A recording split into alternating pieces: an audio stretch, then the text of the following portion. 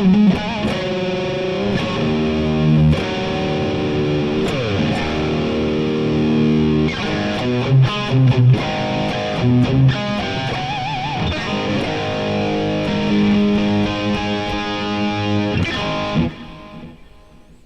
think we're live.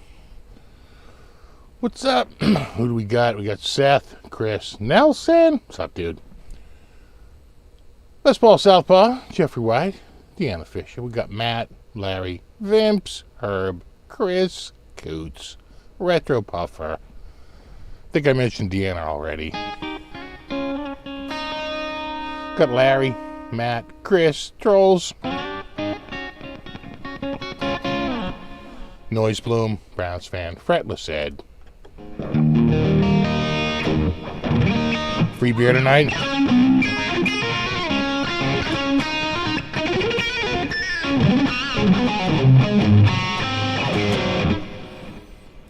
What's up, Fretless Ed?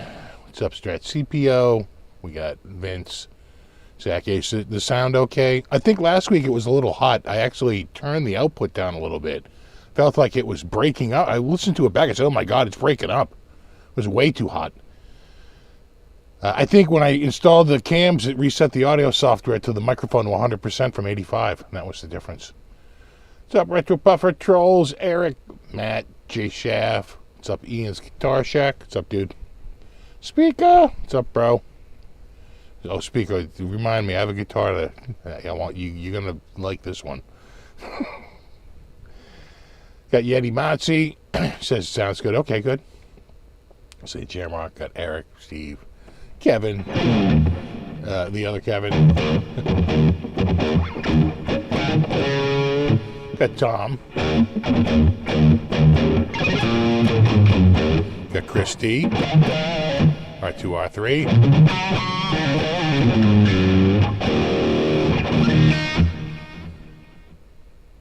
Well, welcome Outdoors Lab. Yeah, it happens once in a while. People catch me live because their normal scheduled events aren't happening. What's up, Wendell? Scott, Zoot, Dave, BC Rich, Johnny, the other Johnny.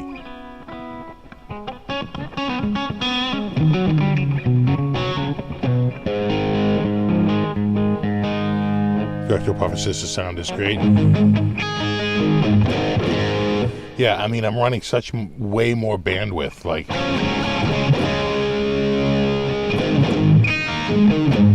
6 times the bandwidth, 5 times the bandwidth.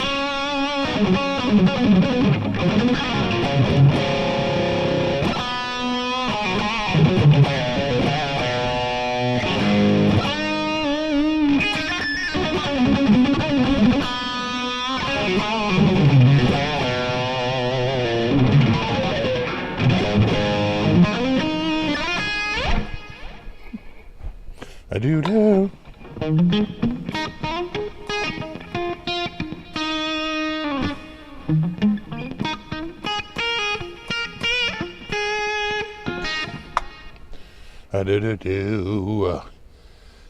Is it a decal or paint? I gotta think for the original one, of course, was paint. There was a one-off. It was the prototype. But I think after that, it's gotta be a graphic, right? It's gotta be some sort of a something. It's something. Although I will say this, the lines aren't perfect. It almost, when you look at it close up, it almost feels like it was taped off. But maybe that's just a copy of the original, and the original wasn't perfect. Right? I don't know. I don't know. So, more like that. Yeah, there we go. Woo! What is your PIN number?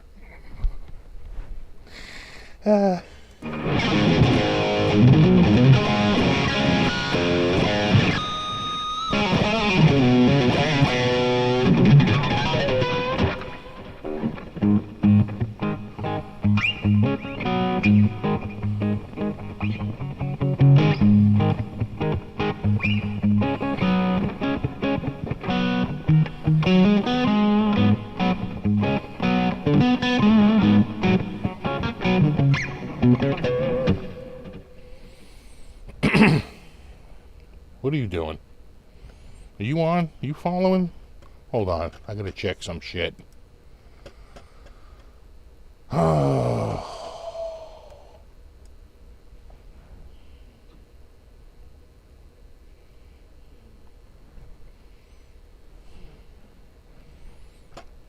You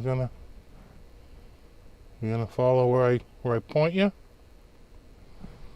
You're gonna fight me. You know, I installed new software and I feel like they reset all their goddamn settings, which is like pissing me off. Did they do that? Is that what happened? Am I gonna ruin everything right now trying to fix this? Is it not even gonna run because it's already running? They're like, we can't run when it's running. Because I'm like using it already in OBS. But this camera just started wonking around, and I have a feeling it was set to like auto follow some shit. Like auto tracking is on.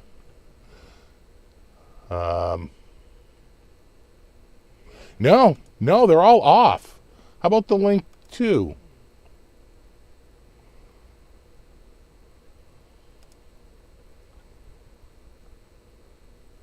Yeah, no, it's...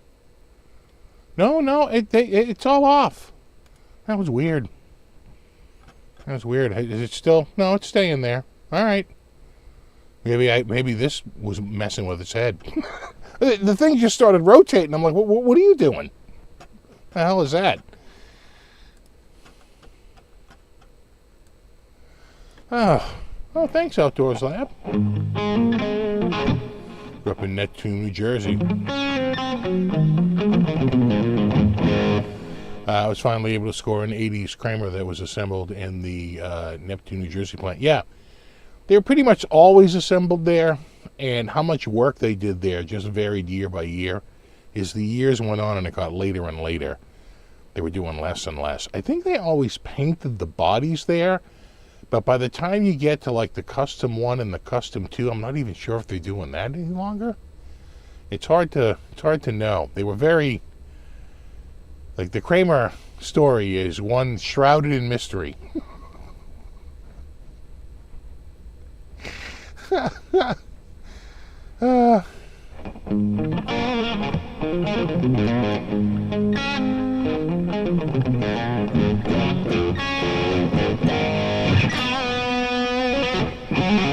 I think it's the guitar, yeah. But I just checked the software because, like I said, they had an update. So I updated the software. So I thought maybe the update turned all the, follow me around the room, look at my hands for gestures, things like that. Those are cool if you're in a corporate setting, but in my setting, they're annoying because they turn on and I don't want it to do it. I turn all that stuff off. But started moving around. Although that camera, truth be told, did take a header to a concrete floor earlier today. That might have had something to do with it. Resetting those gyros. Not too far. Maybe a 3-foot drop.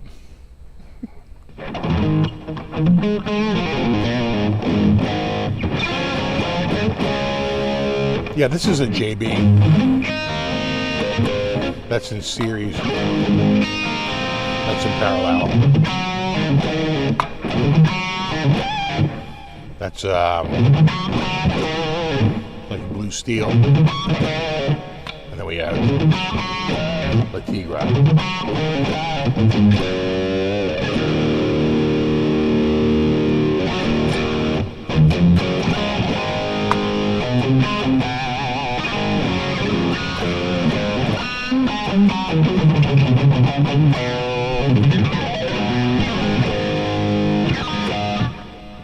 I did do. So how was your week?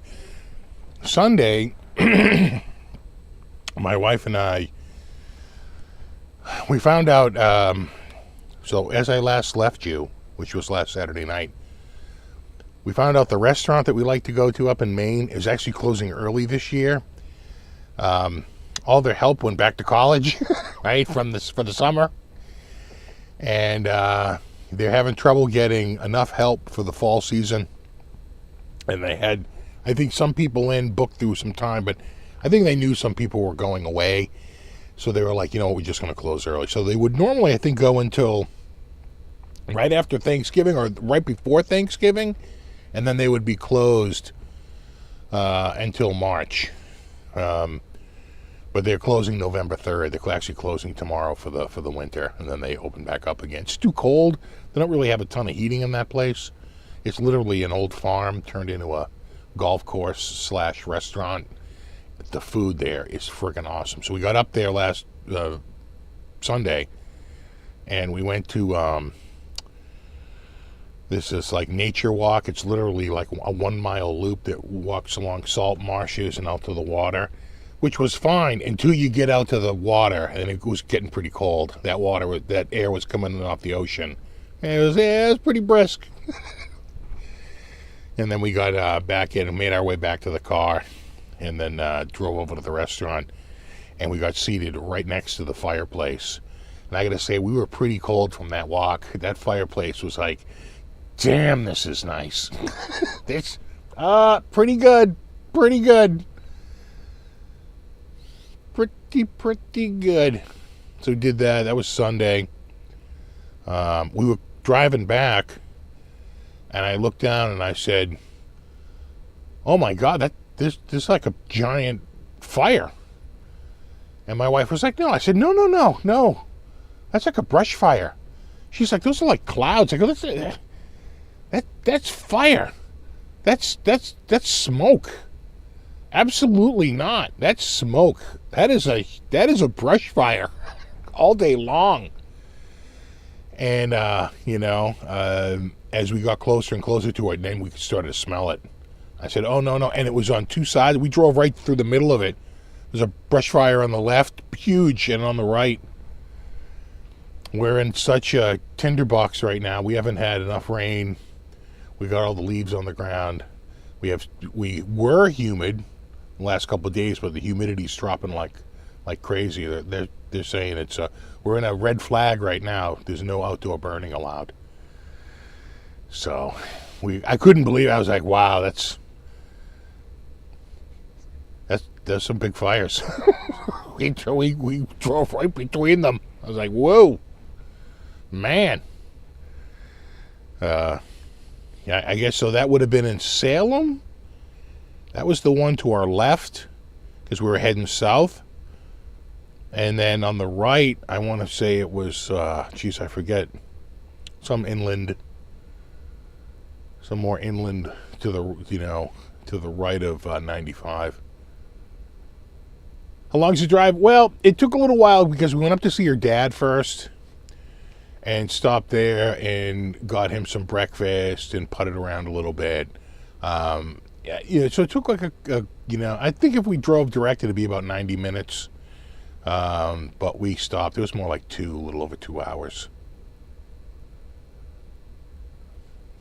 Not too bad. It was beautiful, though. What a day.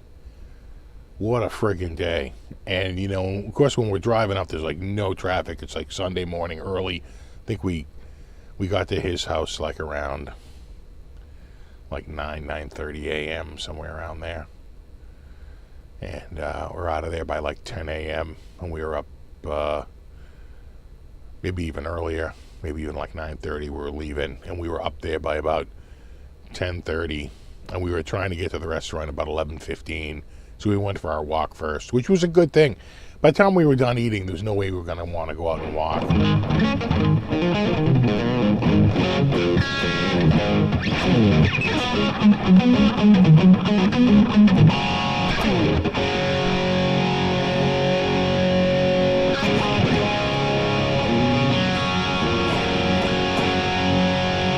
Yeah, the weather's been amazing. Well, we hit, was it a record high? On Halloween, was it 80 degrees? 81 degrees, something like that. We've been like hitting records. The only thing that sucked is finally yesterday the humidity started to build, which usually happens right before a cold front sweeps in, because it's the cold front sweeping in it sort of compresses the air that's in place, and the humidity just gets denser. So it got humid. Dew point got up to like 59, 60. At one point, it was like 77 in here, and I said, I'm turning the air conditioning on. I only had it on for a couple of hours, and I look over, and the dew point was down to like 53 from 59 and change. I was like, oh, that's on its way, but it was still like 77 degrees out. And then maybe a couple of hours later, it was down to like 72 and the dew point of like 47. I said, oh, AC off, turn the AC off. I said, we can open the windows, it's over. Our long nightmare is over.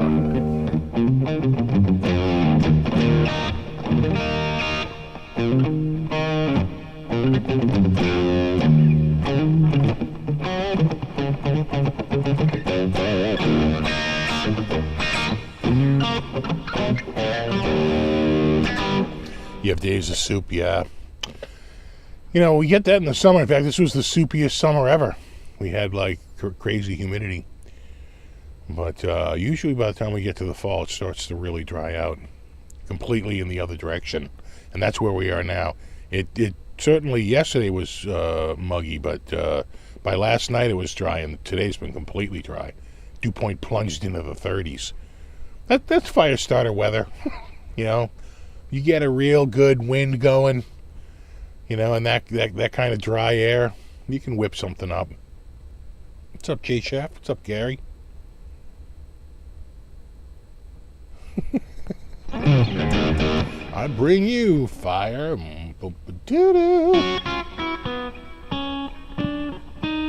Was it D? Yeah.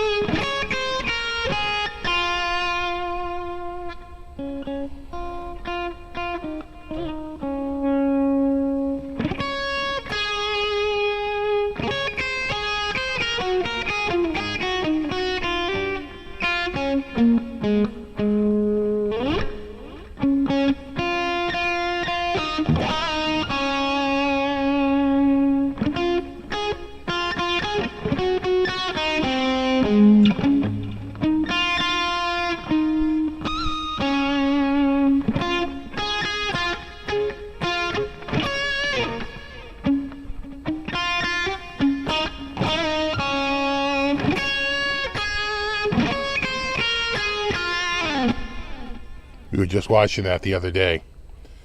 I had the guitar. We were watching Beetlejuice because Beetlejuice is coming out to stream.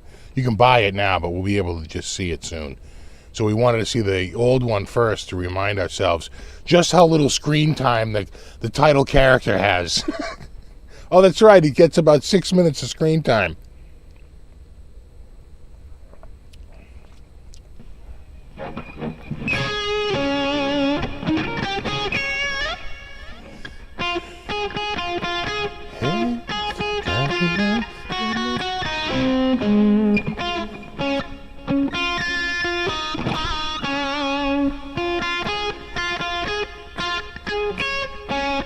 Right? 6 foot, 7 foot.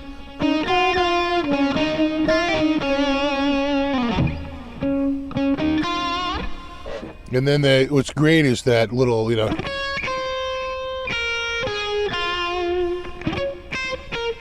It's almost like a little triplet, you know.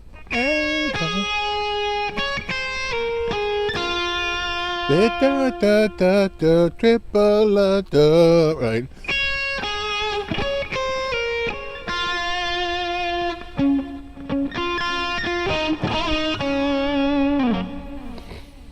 And then, yeah.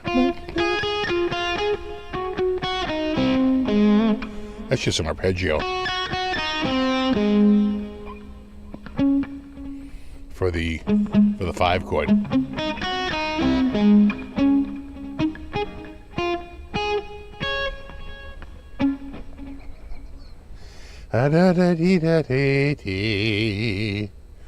Do I really need a bit of nostalgia? Yeah, if you want to get paid.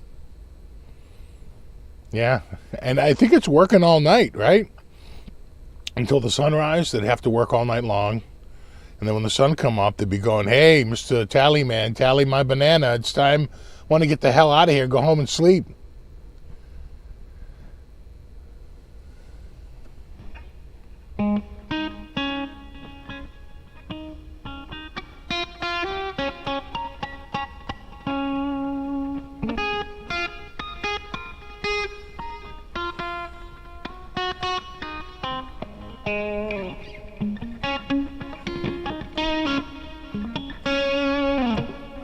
Yeah.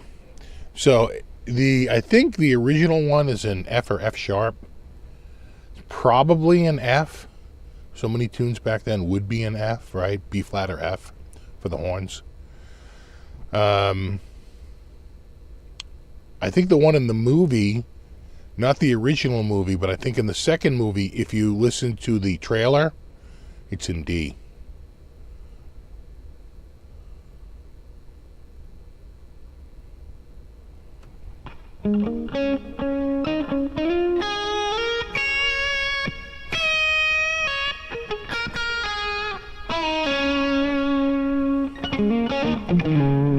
What's up, Tony?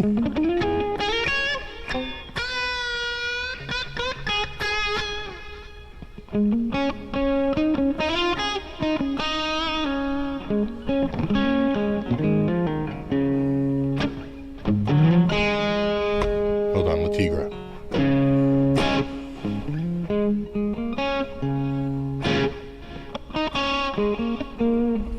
No, it's not Sidney Poitier. It's, what's his name there? Oh, my God. Is it Harry Belafonte? Is that who does it? Who does it?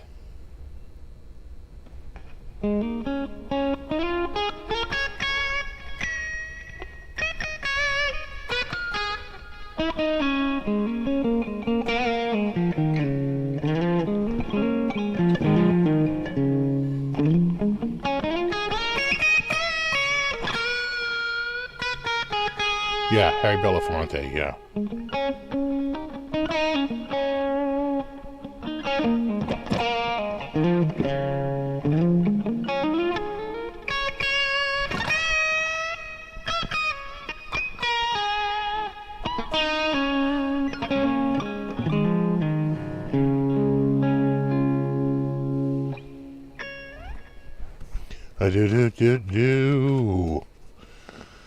What'd you guys do for Halloween? We had a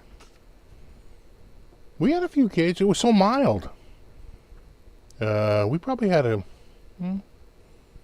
maybe 15, 20 kids the whole night. I love seeing the real little ones, you know. And we did.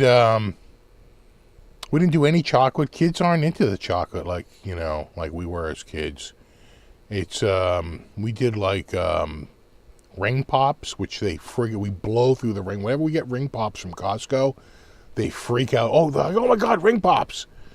Those are big. And then gummy body parts. We had the gummy feet, gummy hands. Right, they're like gummy brains, gummy leg, and they're just like creepy body parts. And there might have been some. I don't know what my wife gets them all. She knows not to get anything from the Hershey's family, or it's never going to make it. And then we probably had a couple dozen kids, maybe 20, 25 kids. It's tough, you start to lose. I wasn't out there all night. My son was out for like the first hour. And we also did, because they're so cheap, like I think 50 or 100 were like $7 or $8. We did the glow sticks with to make a bracelet.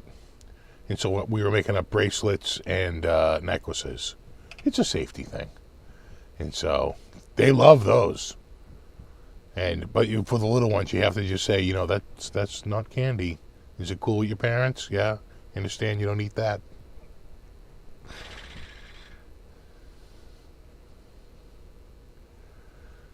Yeah. Yeah, I'll take the chocolate. Yeah, see, I was way more into like the what would they call that? They'd call that a like a bar style, right? So you got your Snickers, Three Musketeers, Milky Way, Twix, even Twizzlers with just pure sugar. I was way more into chocolate stuff, but they don't want that. It is amazing how tastes have changed. Now they want Sour Patch, and they want, like I said, the Ring Pops. You always hear like, "Oh my God, Ring Pops!" Then they're going through to find the flavor Ring Pop they will, they want. You got Kit Kats. God, I love the Kit Kats. Reese's, except the Reese's Pieces. I'm down on Reese's Pieces. M&M's. Okay, we already have that. Call them M&M.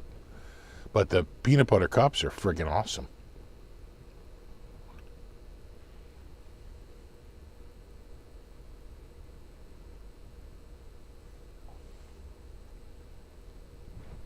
Dressed up as Michael Myers.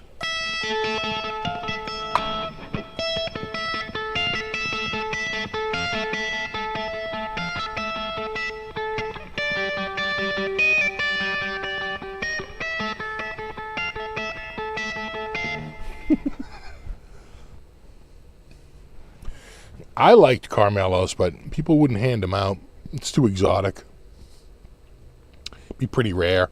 The worst was when, like, some old lady, like, smashed up the hard candy out of her friggin' hard candy tray in her living room, and was handing out pieces of raw candy. Like, oh, God.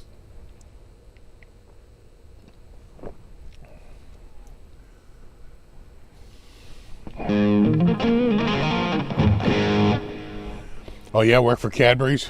Got all the free chocolate you wanted? Man. Yeah, when I was a kid, we had a friend that worked for Hood. And he used to bring us, God, a half gallons of ice cream. Like one of every flavor. My mother would be like, "Oh, I have no place to put it." Couldn't find space in the freezer. It'd show up with so much ice cream. Or it'd show up with, like, the commercial pack of, like, Hood ice cream bars, right? So it wouldn't be like a 10-pack or a 20-pack. It'd be like a 50 or 100-pack, and it'd be just in plain cardboard.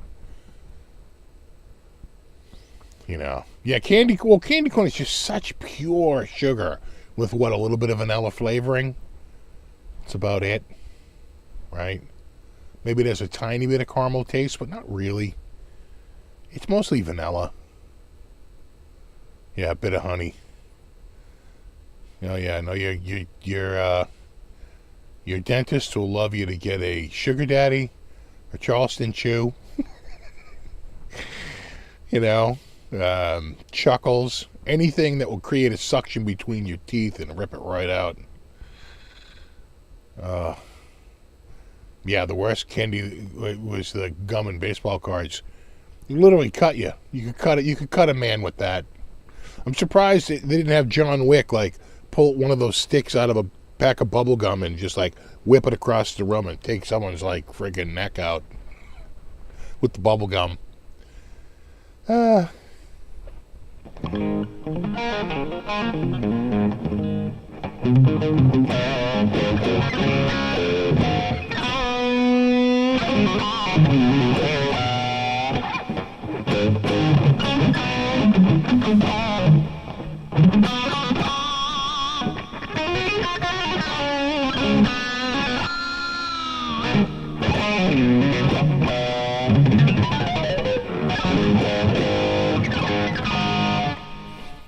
We've had years here where it was super packed, but it really wasn't. We had a lot of kids that going up and down the street, but not like, well, I guess it's sort of just a generational thing. I think when it was at peak, my kids were of the age, everyone on the street had kids of the age, and then the whole neighborhood was sort of teeming with young kids. Now they're all graduating from high school and college. So, it's that generation's gone through in the last 20 years.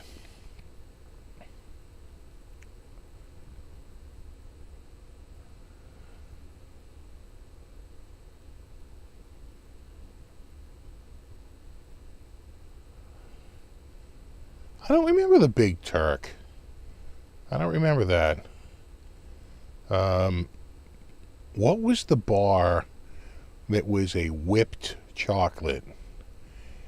And it was very light, but my grandfather used to laugh because he used to say it's most of this bar is all air.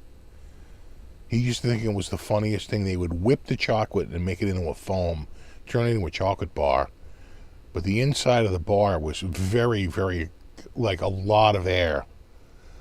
Oh, God, I can't think of what it was. It was a solid chocolate bar. But as you bit into it, you realized it would sort of break and compress. Was it called an Aero? It might have been. Well, the Three Musketeers is a nougat. That even was denser than what I'm talking about. It might have been the Aero. That sounds about right. Right? It just was a standard milk chocolate bar. It had nothing extra in it. It wasn't like coated in chocolate and had something in it. It was just a chocolate bar. And you say, oh, look, it's chocolate. And you bite into it and you say, well, there's like nothing to this. Right? It was full of air pockets. Right? The Crunch Bar, at least that was rice inside, but you could argue that was mostly air. Right? That was at least puffed rice, right? That was the Crunch Bar. Would I ever move away from Boston when they retire? We've thought about it because we can get, the prices around here have shot up so much. You can do really well selling your house, and then you could buy, a pretty fat house just farther away from the city. And, you just get a much, much nicer house for the same cash and not take on another mortgage. You can just pretty much buy it outright. But it would have to be the right situation. Right now we have 4 floors, 3 flights of stairs. That's a bit of a pain in the ass. We'd probably want something with 2 floors and just more spread out. My wife looks like every night we sit down here and she's like, look up this address. Like that house. I think that house was in Worcester she was looking at. And it was nice. It was against some conservation land. And on the other side of the conservation land was like some university. So it was a huge distance between you and your neighbor. And it was way up on a hill. If you looked at it, I want to say it was about 200 meters above sea level. And right at the end of the street, it was like 180 meters above sea level. That's quite a drop. And then when you get way down, now you're getting down to 180, 150, 140 meters above sea level. That's quite a drop from the over 200 meters at the top of that hill, which is where that house was. The problem is that they said right in the listing, has a sump pump. And I'm like, are we going to get out of this at some time? Right? There are plenty of houses in this continental United States that don't deal with sump pumps. The problem is that we're also on really good water and sewer. Hey, remember I said my water bill was so crazy a few weeks ago? I think I figured it out. We had a period where we couldn't, the washing machine was acting weird. And what happened was the pump got stuck on, right? So in other words, you fill up at the end of it, you drain the water out as you go to the next cycle. Once it drained the water out, the pump wouldn't turn off. So it kept trying to fill it. And it would get the insufficient water error because as fast as it was pouring water in, it was pumping it out because the relay got stuck. I literally tapped it with a rubber mallet and it broke the relay out. And then it stopped, turned it off, started it up, and then it all reset again. The relays on that are known to get stuck later in life, and that thing's at least 10 years old. So I wouldn't doubt if that's where all those gallons... Remember, we pay 0.7 cents a gallon. Less than a penny a gallon for our water here. 0.7 cents is what we pay per gallon. Because we actually buy it by the cubic foot, but if you work it out, it's 0.7 cents a gallon. And we had, the water bill was $450. That's a lot of pennies. And it's less than a penny for it. That's a lot of water, man. That's a lot of friggin' water.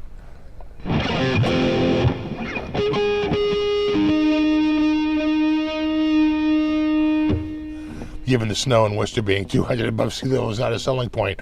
Well, until you get the ice caps melted. Then you might be lucky to be 200 feet above. You'll be on an island up there.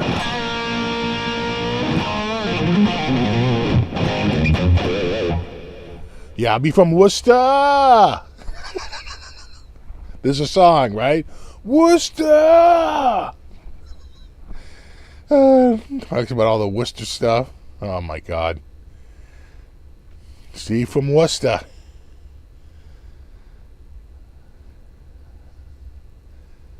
Talked about getting soaked on a bill. Oh, my God, dude. My wife was like, did you see the water bill was like $450? I was like, no. No. I'm like, that's like 50,000 gallons of water. I don't want it. No. I don't want to hear it. But we had 2 leaking toilets and that friggin' whatchamacallit getting stuck on the relay. Maybe that's where, it all adds up.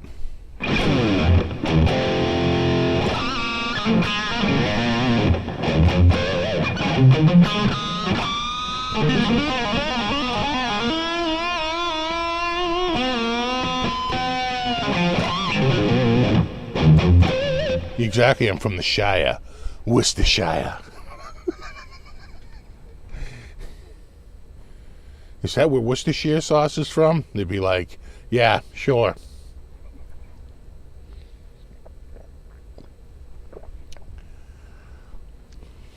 Oh, there's no way getting that water bill reduced because we probably did use it. We probably did blow through that. Which is annoying. Annoying as shit. Anyway, one other thing that was kind of weird this week is Guitar Center used, which is a site I'm on like all the time, going treasure hunting, looking for bargains. Don't you just love a bargain? And man, their site got weird. You couldn't type in things with a space into search strings any longer. Everything was sorted by type, by condition. No matter how much you sorted, it was sorted by condition. I just want to sort by price. They're like, okay, well, this is the sorted by price for all the excellent, followed by all the great, followed by all the good, followed by all the fair, followed by all the poor. And it's like, no, that's your subgroup. Can't you just sort by price? And they couldn't. It was beyond their programming. So they had a major calamity this week on their website. As of this morning, it was better. You still can't choose all of the brands on the left-hand window once you go so far into it. There's only like one level where all the guitar brands are available. If you want to filter by brand, if you go below that, you used to be able to always say, show me the brand no matter where you went. I want to do all solid body electrics. Now, if you go to solid body electrics, you only get the top like 10 brands, and you can't expand to see all brands. Again, I don't know who they hired, but fire that dude. Yeah, he is not doing you any favors, man. That's pretty bad. That's pretty bad. Oh, man. So we had some new guitars this week. I saw this. I thought they looked pretty good. Let me see if I can get them over here on the old Camola. Yeah. Oh, yeah, right there. Oh, Christ. Yeah, right there, right?